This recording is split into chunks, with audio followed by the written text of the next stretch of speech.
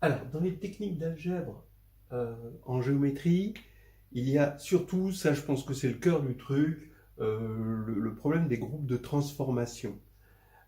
Alors c'est vraiment ça, c'est quelque chose qui est au cœur de ce qu'on a écrit avec Jérôme Germoni, Histoire hédoniste. Bon, chaque chapitre est presque un exemple de l'utilité des groupes de transformation, en particulier si on veut vraiment que ce soit de la géométrie, comme l'indique un petit peu cette leçon 191, faudrait regarder le chapitre 11, où il y a l'ellipse de Steiner, la configuration des arcs et l'alternative de Steiner. Mais l'ellipse de Steiner, c'est ce qui rentre le mieux dans le programme. Hein. Maintenant, regardons quel est le principe. Alors ça, c'est quelque chose qu'on répète très très souvent au cours de l'ouvrage. Le principe, c'est le suivant. On est face à un problème de nature géométrique. Bon. Et qui possède certains invariants. On va préciser ce que c'est. Alors les invariants, ça peut être des problèmes de milieu ou de barycentre plus généralement, de distance. Est-ce qu'il y a les distances dedans? Est-ce que donc il y a des problèmes d'alignement, de cocyclicité, de conicité, par exemple. Alors qu'est-ce qu'il faut faire face à ce problème?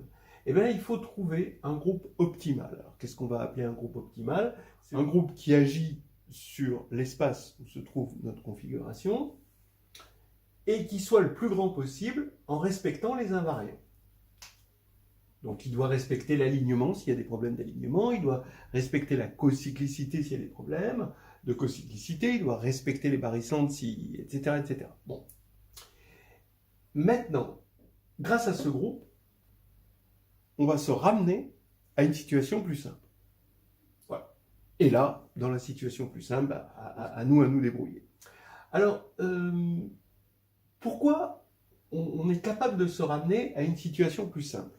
Eh bien, c'est parce que il y a des théorèmes d'existence qui vont nous dire qu'il existe un élément du groupe de transformation, hein, qu'on a trouvé en petit 1, qui va nous amener de telle situation à telle autre situation, grâce à des invariants qu'on appelle des invariants totaux. Ou alors, on peut aussi construire à la main les choses sans utiliser les invariants totaux. Mais disons que les invariants totaux vont faire partie des techniques d'algèbre. Souvent, ce sont donc non seulement les techniques d'algèbre, c'est action de groupe, mais aussi à travers ces invariants. Voilà l'histoire. Alors, je passe tout de suite à l'exemple, parce que, bon, si on n'a pas un exemple en tête, quand on lit ça, on ne comprend pas forcément. L'exemple phare, ça va être l'ellipse de Steiner.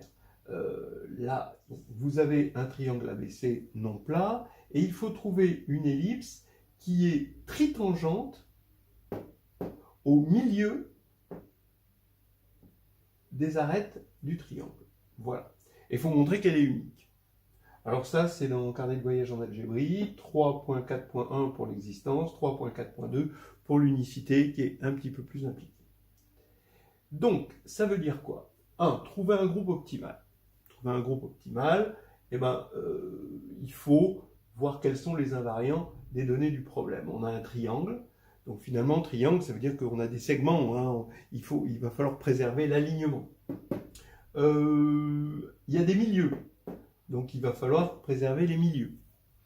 En revanche, vous voyez, les distances, c'est pas tellement... Bon, voilà, on n'a pas besoin de préserver des distances. On a une ellipse tritangente, donc il faut préserver les ellipses. D'accord? Et puis, on a la tangence, et ben, il faut préserver la notion de tangence. Bon, et bien là, on réfléchit, le groupe optimal, ça va être le groupe affine. Ben oui, le groupe affine, il préserve les barycentres, donc il préserve les milieux. L'image du milieu, ça va être le milieu des images. D'accord ? Bien sûr, il préserve la tangence parce que c'est des applications différenciables. Si deux courbes sont tangentes, eh ben, les images vont rester des courbes tangentes. Bon, l'alignement, bah, c'est clair, hein, GA envoie des segments sur des segments. Et puis enfin, ellipse, oui, parce que c'est des applications affines, elles sont de degré 1. Ça va envoyer une courbe de degré 2, c'est-à-dire une conique, sur une autre conique. Vous allez me dire, mais pourquoi une ellipse? Bah oui, parce qu'on était parti d'une conique compacte, donc on arrive à une conique compacte, et donc ça c'est forcément une ellipse. Donc le groupe affine va être un groupe qui va être suffisamment gros pour nous ramener maintenant en deux à une situation simple. C'est quoi une situation simple? C'est quand le triangle est équilatéral, parce que là, on a l'existence, parce qu'on sait qu'ici, on va avoir le cercle inscrit, hein, voilà, et donc qui marche au niveau de l'existence. Maintenant, pour l'unicité, attention, il faudrait montrer que c'est l'unique ellipse hein, qui est tritangente, ici dans le cadre du triangle équilatéral. Voilà, donc ça donne un exemple et un théorème d'existence. Quel est le théorème d'existence auquel on fait référence? C'est que ici, on a ce qu'on appelle la notion de repère. ABC est un repère. Et on a le théorème fondamental de la géométrie affine qui dit que si on a deux repères, parce que le triangle n'était pas plat, d'accord, donc si on a deux repères, il existe un unique élément de GA, du groupe affine, qui envoie le premier repère sur le second. Voilà. Et le fait que les groupes nous donnent des éléments inversibles fait que quand on aura résolu la chose ici, on va pouvoir revenir sur le problème de départ et résoudre le problème de départ. Voilà. Maintenant, deuxième problématique sur l'ellipse de Steiner, c'est que si je pose P, le polynôme, tel que P de Z égale Z moins ZA, facteur de Z moins ZB, facteur de Z moins ZC, donc qu'on peut voir comme une fonction polynomiale à partir d'un polynôme de C de X, eh bien, les racines de P', donc du polynôme dérivé, sont les affixes. Alors ZA, ZB, ZC, évidemment, c'est les affixes de A, B et C, et les racines de P' sont les affixes des foyers de l'ellipse de Steiner du triangle. D'accord? C'est-à-dire qu'ici, on va avoir les foyers de l'ellipse de Steiner. Ok? Et ça va être les racines du polynôme dérivé. Alors, donc ça se fait, mais maintenant, on voit que quand on veut trouver un groupe optimal, étant donné que les foyers, la définition des foyers est purement métrique, là, cette fois-ci, les distances vont devenir importantes. Parce que les foyers, c'est-à-dire que l'ellipse, ça va être l'ensemble des m tels que mf plus mf', où ff' sont les deux foyers, est égal à une certaine constante. Mais on voit bien que la métrique est importante. Donc on peut utiliser quoi? On va utiliser les isométries, à la limite les similitudes. Alors les similitudes, c'est là où on passe à un autre versant de la leçon, qui est aussi une autre leçon, c'est le problème du calcul complexe. C'est-à-dire que, étant donné que maintenant, le groupe, pour ce problème-là, le groupe optimal, ça va être le groupe des similitudes, ou le groupe des isométries si vous voulez, mais le groupe des similitudes est encore plus gros, vous avez la possibilité de tout faire avec du calcul complexe, parce que le calcul complexe, il est parfait pour représenter des similitudes du plan.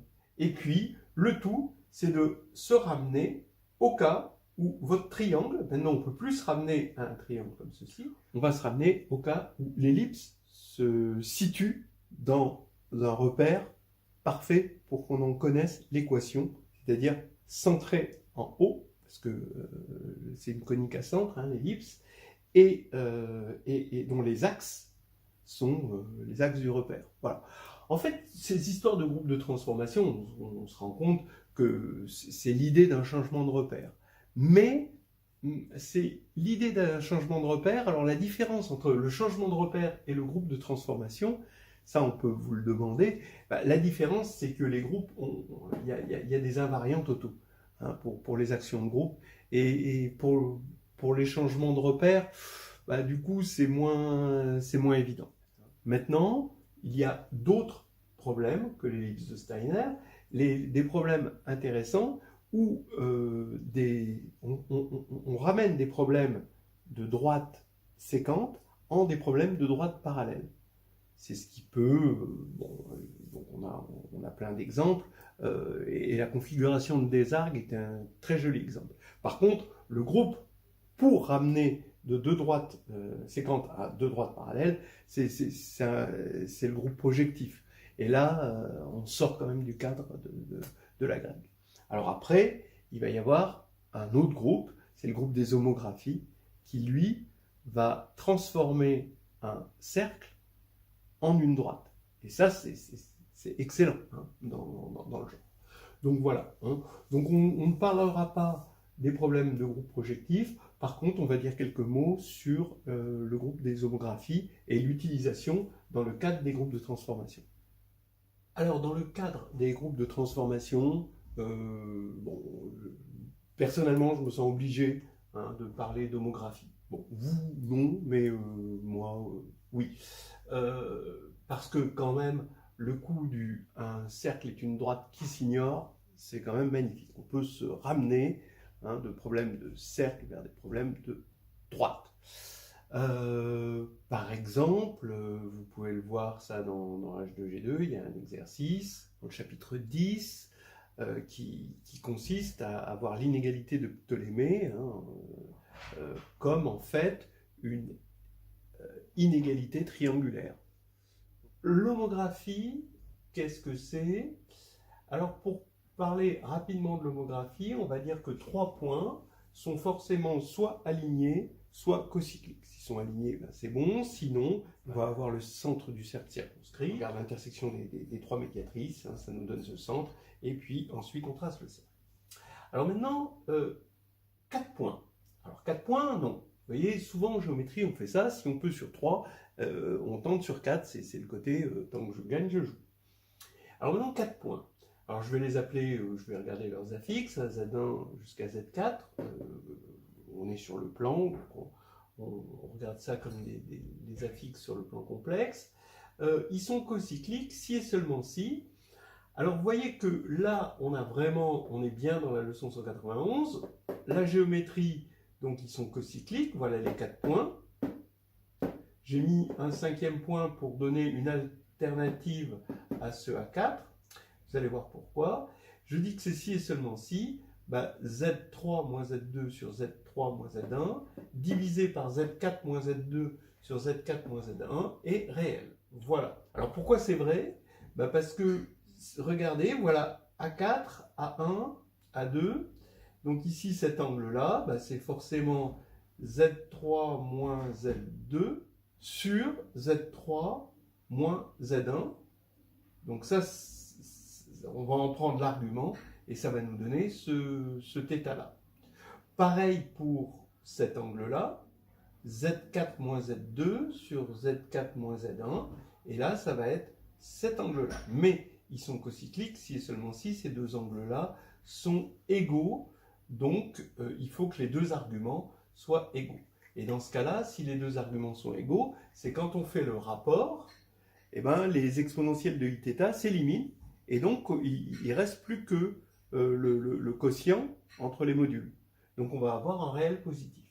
Mais sauf que si on est de l'autre côté, bah, l'égalité, regardez, le θ ici, hein, qui était ici aussi, hein, qui est la condition de cocyclicité, et qui est le θ ici aussi, mais attention, ici, c'est égal modulo pi. Donc en fait, quand on va quotienter, il va nous rester exponentielle de I-pi, qui est égal à moins 1. Donc c'est un réel négatif cette fois-ci.